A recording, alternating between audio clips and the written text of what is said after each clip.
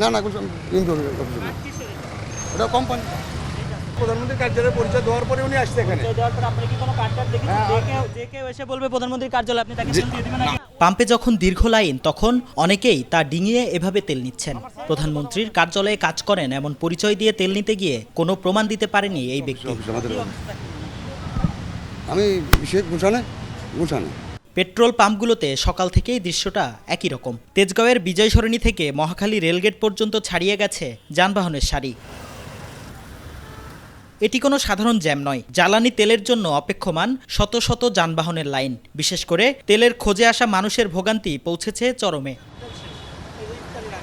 তেলের কোনো সংকট নেই সরকারের এমন আশ্বাসের পরও কাটছে না আতঙ্ক, বরং রেশনিং সিস্টেম বা তেল বিক্রিতে সীমা নির্ধারণ করে দেওয়ায় হিতে বিপরীত হয়েছে। মোটরসাইকেলের জন্য 2 লিটার আর প্রাইভেট কারের জন্য 10 লিটার নির্ধারণ করে দেওয়ায় বারবার পাম্পে আসতে হচ্ছে চালকদের। 300 টাকার তেল একদিনই চলতে হয় আর কি, 300 আবার এই সিরিয়াল ধরতে হবে। এটা সিরিয়ালটা গাড়ির সিরিয়াল গেছে একদম মহাখালী পর্যন্ত। যে এখানে দিচ্ছে, অন্য পাম্পে বলতেছে তো তেল নাই।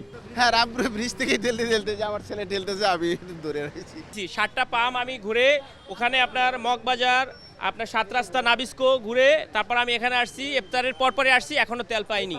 এদিকে অনেক ফিলিং স্টেশনে বন্ধ করে দেওয়া হয়েছে জ্বালানি তেল সরবরাহ।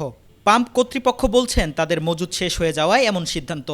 আমাদের এখানে গ্যাস আছে রানিং, এই জন্য গ্যাস দেওয়া হইতেছে।